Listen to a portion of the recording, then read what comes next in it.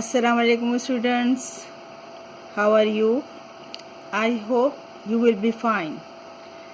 Today I will tell you about the basic unit of life, which is air. Have you felt a constant pressure around you but you cannot visualize it? This is the air that surrounds us. The effect of air are felt within the natural surrounding. So, as the tree sway or the cold wind blows, the high velocity air that flows is usually referred to as breeze. We cannot see air,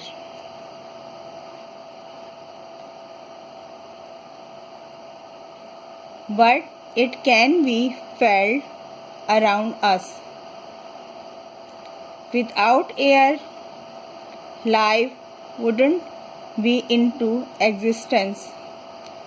Air was assumed to be made up of a single substance earlier, but now it is understood that it is a mixture of gases. Essentially, nitrogen and oxygen are the basic components which are allowing us to sustain on the planet. आपने अपने ऊपर अक्सर एक दबाव महसूस किया होगा, तो फील किया होगा, लेकिन ये जो है दबाव हमें जो प्रेशर है हमें नज़र नहीं आता। ठीक है, जो हम फील करते हैं तो ये है एयर। हमें जो अपने ऊपर प्रेशर महसूस होता है, लेकिन जो हमें नज़र नहीं आता वो हवा है। और जब हवा बहुत तेज़ चलती है तो दरख्त जो है वो झूमते हैं, इधर उधर मूव करते हैं। तो हवा की जो इम्पोर्टेंस है वो बहुत ज़्यादा है। Air is playing very important role in our daily life. Air is necessary for every living organism. We also need air for breathing and burning. Thus, air is an extremely important natural resource essential for life. हवा जो है हमारी ज़िंदगी में बहुत अहम role अदा करती है, और जितने भी जानदार जो है ऑर्गेनिज़म हैं उनके लिए ये बहुत ज़रूरी है। हम खुद जो है सांस लेते हैं हवा में, हवा की मौजूदगी में, और जो बर्निंग जलने का प्रोसेस होता है वो भी हवा की मरहून मिन्नत है।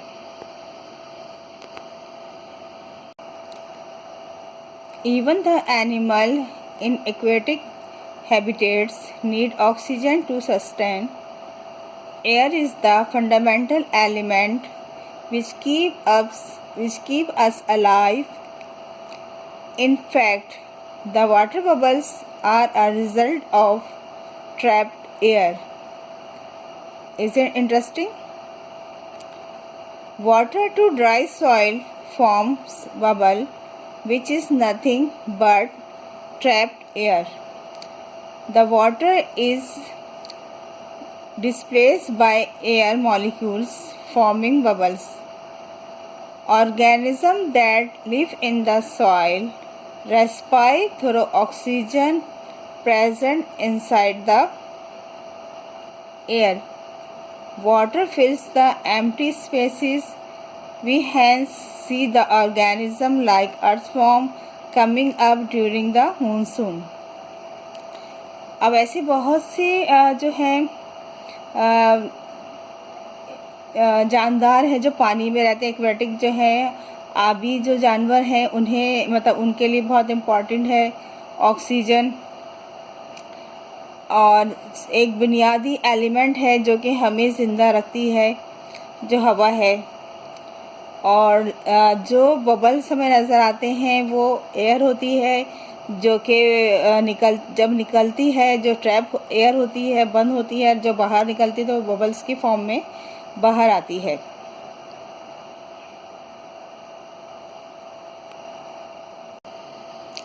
We utilize oxygen almost all the time, yet it remains exhausted. This is because the trees restore this oxygen to the environment in the course of the process of photosynthesis. Plants also use oxygen, but their utilization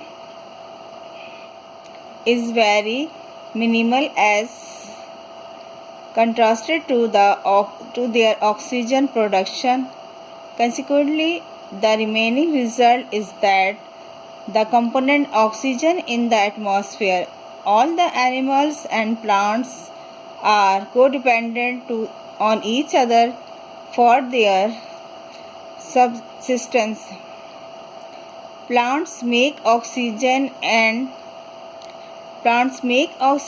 and creatures yield carbon dioxide as by process. Hence, they survive with one another, creating a bio network of their specific self. हम हर वक्त जो है हवा को इस्तेमाल करते हैं, oxygen इस्तेमाल करते हैं, लेकिन क्या होता है कि ये इसके बावजूद भी जो है मतलब इसमें कमी वाक़ई नहीं होती है। इसकी वजह क्या है कि जो दरख्त होते हैं वो ऑक्सीजन को रिस्टोर करते हैं एनवायरनमेंट के अंदर। किस तरह से? इन द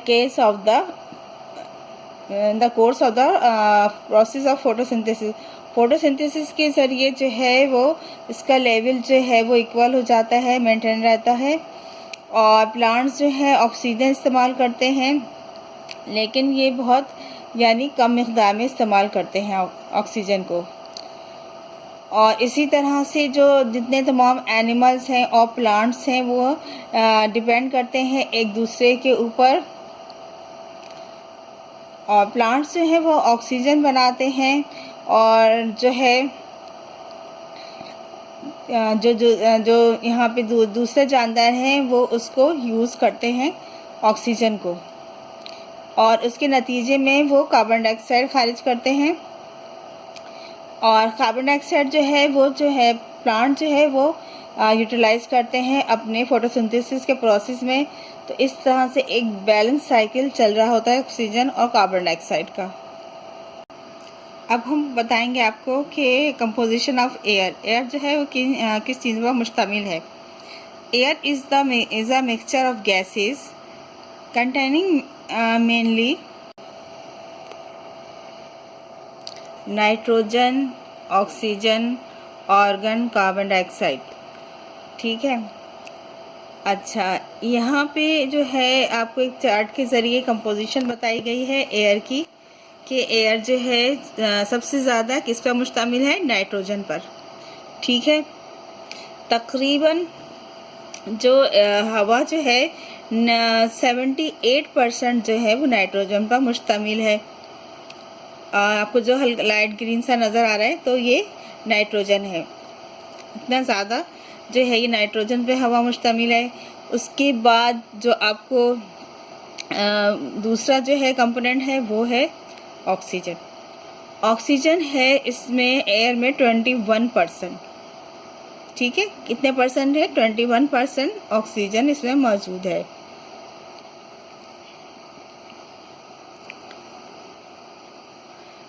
अच्छा, इसके अंदर जो तीसरा जो कंपोनेंट है वो है 0.9% जो गैस है वो है आर्गन। ठीक है।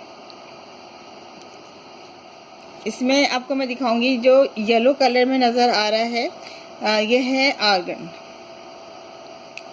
और जो ग्रे कलर में था वो थी ऑक्सीजन। उसके बाद जो कॉम्बिनेशन है येलो की, उसके नीचे जो आपको ग्रे सा नज़र आ रहा है ये है कार्बन डाइऑक्साइड।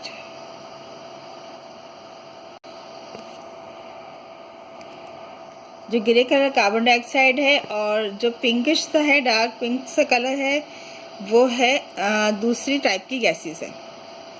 ठीक है।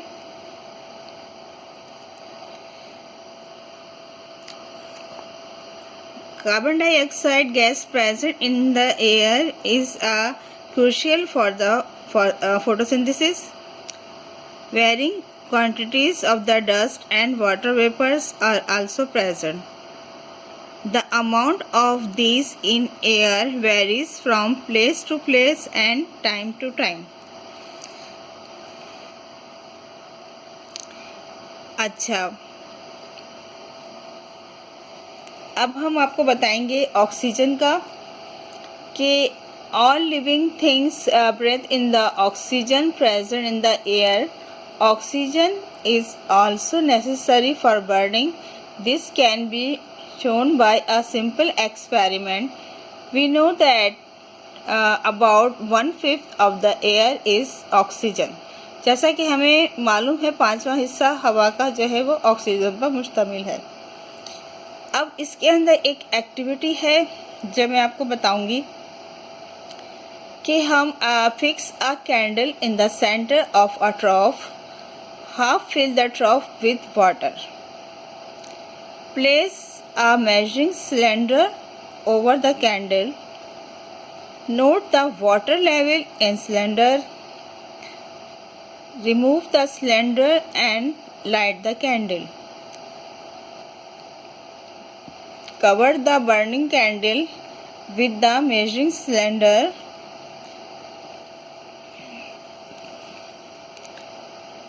As the air in the cylinder is used up, the level of water in the measuring cylinder rises. हम क्या करेंगे, हम सबसे पहले एक कैंडल को फिक्स करेंगे ट्रॉफ के बीच में और ट्रॉफ को हम हाफ भरेंगे वाटर के साथ।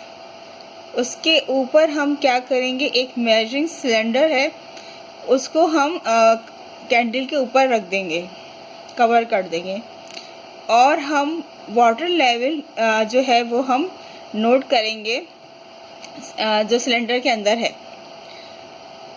Remove the cylinder and light the candle. Cylinder को हम रिमूव करेंगे और लाइट कैंडल को हम जो है वो जलाएंगे।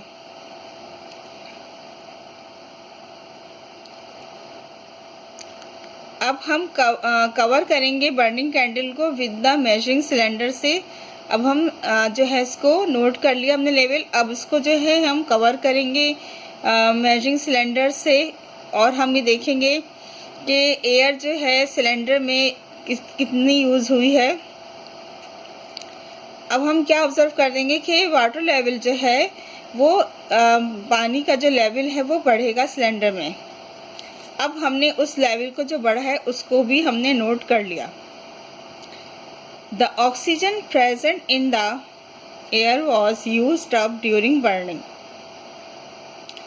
अब हमने मालूम किया कि 1/5 of the air was used up, यानी 5वां हिस्सा जो है वो एयर का यूज़ हुआ है इसकी बर्निंग में।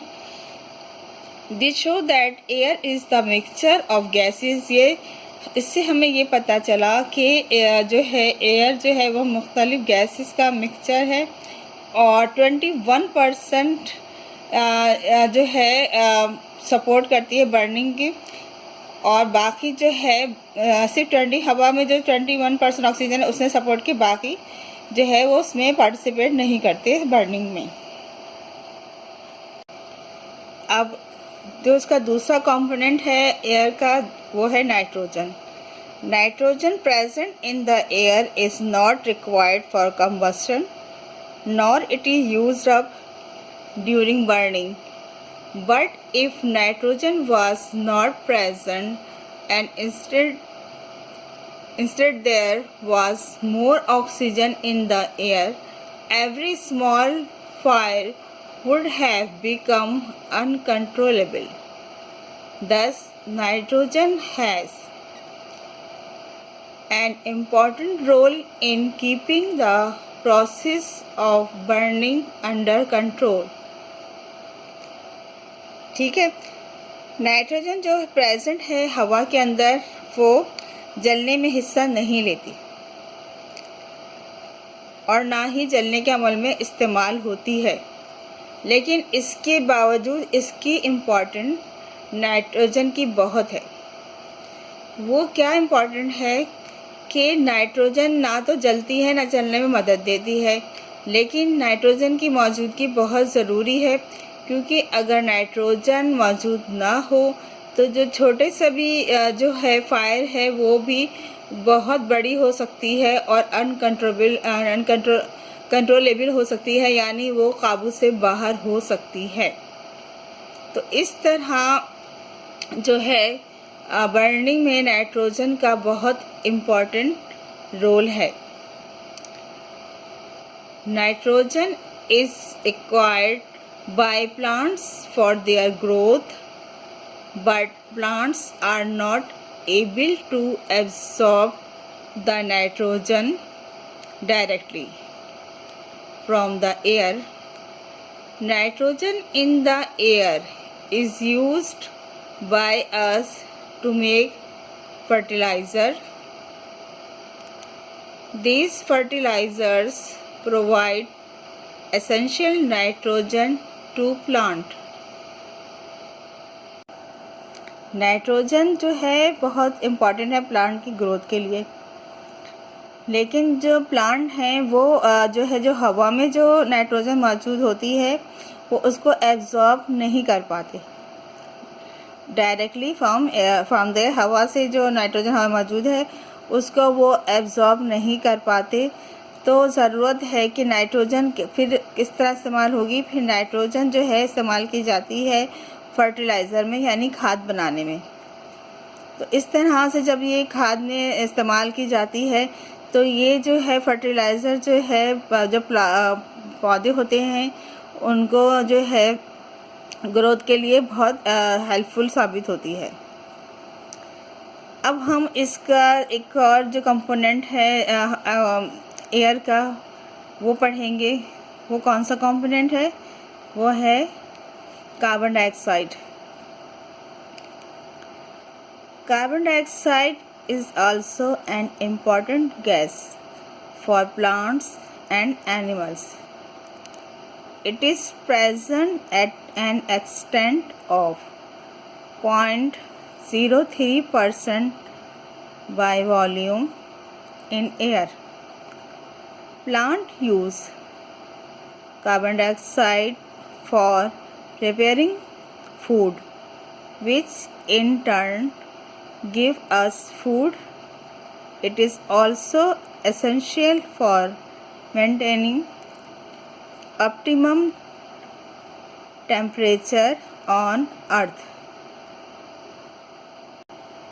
कार्बन डाइऑक्साइड जो है वो भी एक इम्पॉर्टेंट गैस है फॉर प्लांट्स और एनिमल्स और प्लांट्स दोनों के लिए, और ये जो है 0.03% बाय वॉल्यूम जो है मौजूद है एयर में। प्लांट जो है कार्बन डाइऑक्साइड यूज़ करते हैं अपनी फूड की तैयारी के लिए, और जिसके बदले में हमें ग़िज़ा हासिल होती है।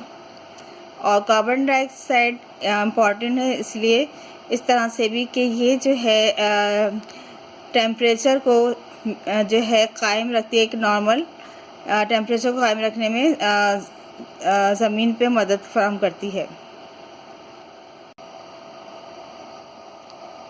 Thus, air is the principal basic component that is compulsory for the existence of any living species. आज की जो वीडियो थी आपकी एयर के बारे में थी, जो कि बहुत ही इंफॉर्मेटिव थी और इंटरेस्टिंग थी, और मुझे उम्मीद है कि आपको बहुत अच्छी तरह से ये वीडियो में जो कुछ मैंने आपको बताया है सब आपकी समझ में आ गया होगा। और ये जो है इस वीडियो को आप गौर से सुने समझें और इसमें जो भी आपको कुछ जानना चाहते हैं आप मुझसे पूछ सकते हैं और ये बहुत हेल्पफुल रहेगी आपके लिए। Thank you. अल्लाह हाफिज़।